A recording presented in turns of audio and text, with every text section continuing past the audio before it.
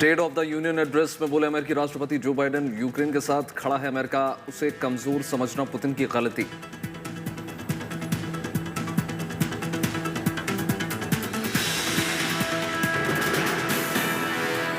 Ukraine रूस war पर बोले अमेरिका के राष्ट्रपति जो बाइडेन, रूस ने की दुनिया की नींव हिलाने की कोशिश। यूक्रेन रूस जंग पर बोले अमेरिकी राष्ट्रपति जो बाइडेन, रूस को मनमानी नहीं करने देंगे। जो बाइडेन ने रूसी प्रेसिडेंट व्लादिमीर पुतिन को बताया तानाशाह, कहा पुतिन ने गलत कदम उठाया। बाइडेन ने कहा रूस के खिलाफ जंग में आजादी की जीत होगी, तानाशाहों को जंग की कीमत चुकानी होगी।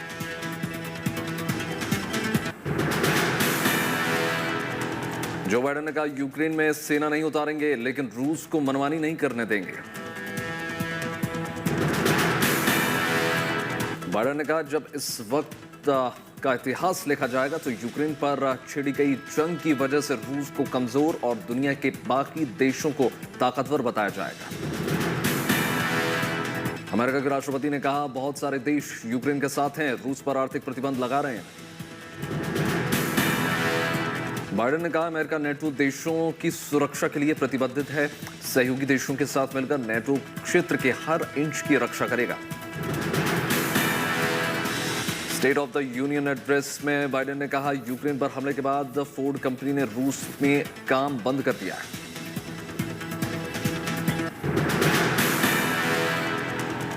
यूक्रेन की स्थिति पर पीएम मोदी ने यूरोपियन संघ के 3 नेताओं से की बात, समस्या के समाधान को लेकर चर्चा। अब यूक्रेन में फंसे भारतीयों को रेस्क्यू करेगी वायुसेना, रोमानिया से भारतीयों को लेने के लिए रवाना हुआ C-17 ग्लोबमास्टर। रोमानिया और मालदोवा से भारतीय छात्रों के रेस्क्यू ऑपरेशन को सुनिश्चित करेंगे केंद्रीय मंत्री ज्योतिरादित्य सिंधिया।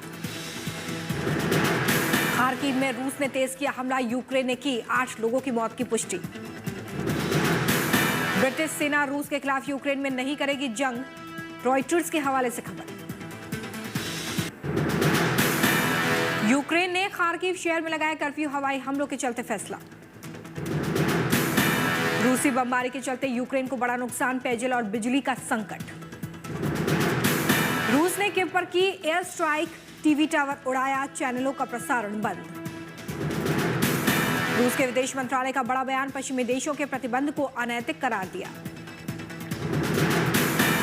रूस ने दी चेतावनी, कहा पश्चिमी देशों ने की अर्थव्यवस्था तबाह करने की शुरुआत।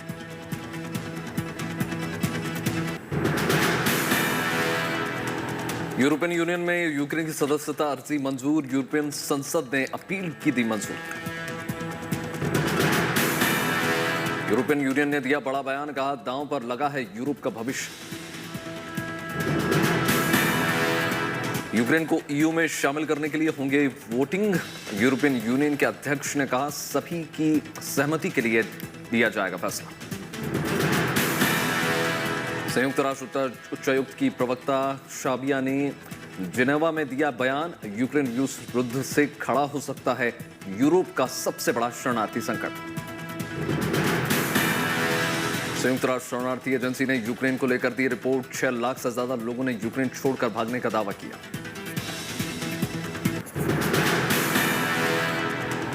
यूक्रेन के राष्ट्रपति ज़ेलेंस्की ने यूरोपियन यूनियन के सामने रखा अपना दर्द, कहा हमारे नागरिक चुका रहे हैं हमले की कीमत।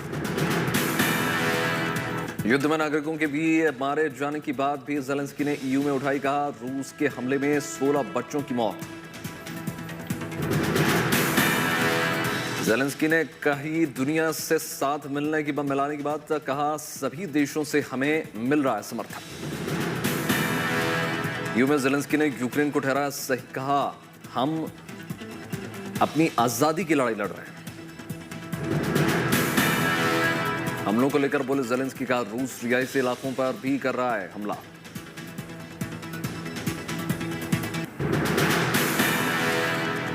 यूक्रेन के चर्निहिव से बड़ी खबर, बेलारूस की सेना चर्निहिव की सीमा में घुसी। रूस का सहयोगी देश है बेलारूस। यूक्रेन के राष्ट्रपति ने कहा कि कीव को बचाना प्राथमिकता। यूक्रेन के राष्ट्रपति ने रूस पर किया जुबानी हमला, कहा खार्किव में रूसी बमबारी युद्ध अपराध। युद्ध से हो रहे नुकसान को लेकर ज़ेलेंस्की ने बयान दिया है और कहा है कि कोई माफ नहीं करेगा और ना ही कोई भूलेगा। यूक्रेन के राष्ट्रपति ने लगाया आरोप, कहा फ्रीडम स्क्वायर पर रूस ने किया हमला। चीन के विदेश मंत्री ने यूक्रेन के विदेश मंत्री से बात की, मौजूदा हालात को लेकर चर्चा। चीन ने अमेरिका को दी धमकी, कहा ताइवान मामले में दखल देने पर गंभीर होंगे परिणाम। जर्मनी ने रूस हमले को लेकर जारी किया बयान, कहा रूस तुरंत रोके यूक्रेन के ऊपर हमले। जर्मनी ने यह भी कहा है कि खून खराबा रोके रूस। जर्मनी ने रूस पर और भी प्रतिबंध लगाने की मांग की है। रूस ने की विदेशी निवेशकों को रोकने की तैयारी, देश छोड़ने पर लगा सकता है प्रतिबंध।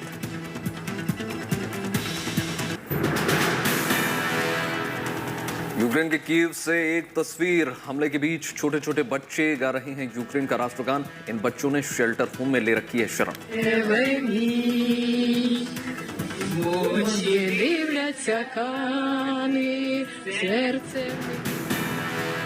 मॉस्को के एयरपोर्ट पर सन्नाटा, यूरोपियन यूनियन के देशों ने अपना एयर स्पेस रूसी विमानों के लिए कर दिया बंद। यूक्रेन में पोलैंड की सीमा पर लगातार बढ़ रही है लोगों की तादाद। शरणार्थियों के लिए बनाया गया है मेक शिफ्ट कैंप। यूक्रेन की मदद के लिए आगे आए यूरोपियन देश। बुल्गारिया से 30 लड़ाकू जहाज भेजने का लिया गया फैसला। युद्ध के बीच यूक्रेन में शुरू हुई खाने पीने के सामानों की किल्लत। कीव से सुपरमार्केट की तस्वीरें सामने आई। चीन, रूस, क्यूबा, वेनेजुएला और इरित्रिया ने किया विरोध। भारत, कैमरून, यूएई, पाकिस्तान समेत 13 देशों ने मतदान से बनाई दूरी। वोटिंग के बाद यह तय हो गया कि 3 मार्च को इस मुद्दे पर होगी बहस और उसके बाद होगी वोटिंग। न्यूयॉर्क में संयुक्त राष्ट्र संघ के मुख्यालय के बाहर यूक्रेन के नागरिकों ने किया प्रदर्शन। बड़ी संख्या में लोगों ने लगाए रूसी राष्ट्रपति के खिलाफ नारे।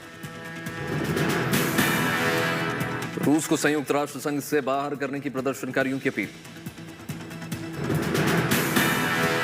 रूसी हमले का सामना कर रहे यूक्रेन को दुनिया भर से मिल रहा है समर्थन। ऑस्ट्रेलिया ने किया $50 मिलियन देने का वादा। रूस को फिर मिला चीन का साथ। चीन ने बयान किया जारी, कहा यूक्रेन संकट को हल करने के लिए रूस की सुरक्षा मांगों को समझने की जरूरत।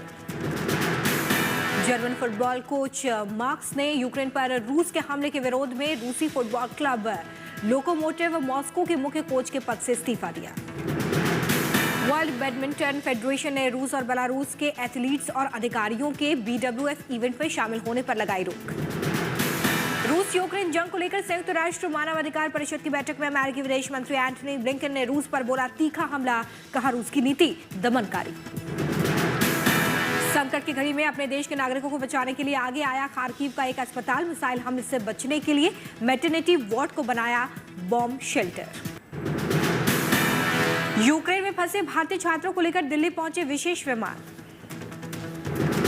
प्रौद्योगिकी सक्षम विकास वेबिनार को आज संबोधित करेंगे पीएम मोदी। 2022-23 के लिए पेश बजट में प्रौद्योगिकी विकास के लिए किए गए विशेष प्रावधानों पर करेंगे चर्चा। राष्ट्रगान के अपमान के मामले को लेकर बॉम्बे हाई कोर्ट ने पश्चिम बंगाल की मुख्यमंत्री ममता बनर्जी को भेजा समन। आज होगी मामले में सुनवाई। आज से देश भर में सीबीएसई के स्कूलों में 10वीं और 12वीं क्लासेस शुरू होंगी तो प्रैक्टिकल परीक्षाएं भी शुरू की जा रही हैं। जामिया मिलिया इस्लामिया में आज से छात्र कर पाएंगे फिजिकल क्लासेस। कोविड की वजह से विश्वविद्यालय प्रशासन संचालित कर रहा था ऑनलाइन क्लासेस। आज से शुरू होगा हरियाणा विधानसभा का बजट सत्र। मुख्यमंत्री मनोहर लाल खट्टर ने की सभी दलों से सदन में सकारात्मक रूप से चलाने देने की मांग। आज से शुरू होगा गुजरात विधानसभा का बजट सत्र। इस बार 31 मार्च तक चलेगा गुजरात का बजट सत्र। एनसीबी के सामने आज अपना बयान दर्ज करवाएंगे बिजनेसमैन करण सजनी। करण को महाराष्ट्र के मंत्री नवाब मलिक के दामाद समीर खान से रिश्ते को लेकर जारी हुआ है समन। आज से दिल्ली जिला अदालतों में शुरू होगा फिजिकल सुनवाई होने जा रही है शुरू। दिल्ली हाईकोर्ट ने जारी किया आदेश। केंद्रीय मंत्री जनरल वीके सिंह पहुंचे पोलैंड। भारतीयों से की मुलाकात, जल्द सुरक्षित वापसी का दिलाया भरोसा। छठे चरण के लिए चुनाव प्रचार पर ब्रेक, सभी पार्टियों ने रोका प्रचार। छठे चरण के लिए 3 मार्च को मतदान, 10 जिलों की 57 सीट्स के लिए होगी वोटिंग। मणिपुर में भी 3 मार्च को होगा मतदान, यहां भी थम जाएगा चुनाव प्रचार। छठे चरण के चुनाव में कई दिग्गजों की प्रतीक्षा लगी है दांव पर, मुख्यमंत्री योगी आदित्यनाथ भी इसी चुनावी किस्मत आजमा रहे हैं। 7वें चरण के चुनाव प्रचार पर अब पार्टियां देंगी जोर। उत्तर प्रदेश में 7 मार्च को होगा 7वें चरण का मतदान। यूपी में छठे चरण का प्रचार खत्म होने से पहले दिग्गजों ने किया चुनावी प्रचार। रक्षा मंत्री राजनाथ सिंह ने संत कबीरनगर में की रैली। यूपी के बलरामपुर में सीएम योगी ने किया चुनावी प्रचार, मंच से सपा और कांग्रेस को निशाने पर लिया। सिद्धार्थनगर में सीएम योगी ने अखिलेश पर बोला जुबानी हमला, कहा सपा की सरकार में सिर्फ कब्रिस्तान के लिए मिलता था फंड। सपा मुखिया अखिलेश यादव ने यूपी के बस्ती में रैली को संबोधित किया, बीजेपी को निशाने पर लिया। सोहेल देव पार्टी के अध्यक्ष ओपी राजभर ने बीजेपी और बीएसपी पर लगाया बड़ा आरोप, कहा अमित शाह के कमरे में तय होता है बीएसपी का कैंडिडेट। अर्थव्यवस्था के मंच पर भारत के लिए शानदार खबर, फरवरी में जीएसटी कलेक्शन में 18% की बढ़ोतरी। चालू वित्त वर्ष में 5वीं बार जीएसटी कलेक्शन ने 1.30 लाख करोड़ रुपए को पार कर दिया है। 4 मार्च को विराट कोहली के करियर का 100वां टेस्ट मैच, पीसीए ने स्टेडियम की क्षमता के 50% भीड़ को मैच देखने की अनुमति दी। भारत और श्रीलंका के बीच खेला जाएगा ये टेस्ट मैच, मोहाली में होगा मुकाबला। 100 टेस्ट मैच खेलने वाले भारत के 12वें खिलाड़ी बन जाएंगे विराट कोहली। दुनिया में अब तक 70 खिलाड़ियों के पास ये उपलब्धि।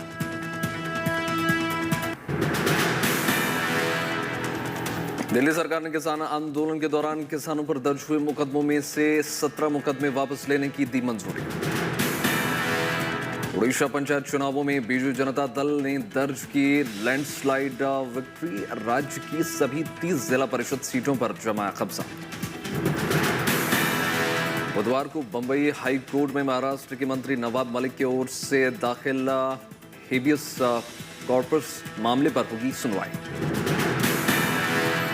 बीजेपी नेता किरीट सोमैया के बेटे नील सोमैया की बढ़ी मुश्किल। नील ने शिवसेना नेता संजय राउत के खिलाफ लगाए थे बड़े आरोप। भारत पे के सह संस्थापक अश्नीर ग्रोवर ने कंपनी के बोर्ड से दिया इस्तीफा।